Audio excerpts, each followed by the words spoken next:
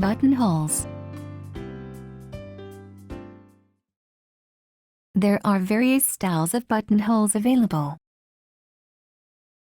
Place the button on the back of the automatic buttonhole foot and push the holder to hold the button. Buttonhole length is determined automatically. You can make fine adjustments to the buttonhole length by turning the adjusting screw on the buttonhole foot.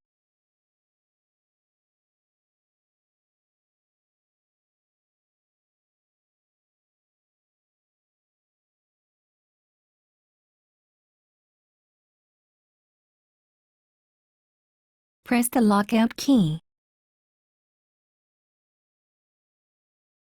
Raise the presser foot lifter. Press the lever on the back of the foot holder and the presser foot will drop off. Place the buttonhole foot under the foot holder so the pin on the foot lies just under the groove on the foot holder. Lower the presser foot lifter to lock the foot in place. Raise the presser foot lifter. Draw the needle thread to the left through the hole of the foot.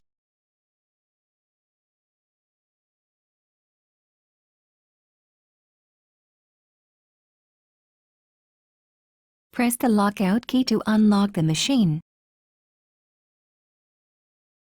Mark the buttonhole position on the fabric and place it under the buttonhole foot. Lower the needle into the starting point by turning the hand wheel. Lower the presser foot. Pull down the buttonhole lever as far as it will go. Make sure there is no gap between the slider and front stopper. Start sewing while pulling the needle thread lightly to the left. After several stitches, free the needle thread and continue sewing.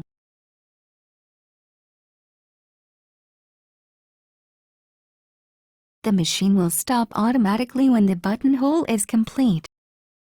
Press the thread cutter button and the machine will trim the threads.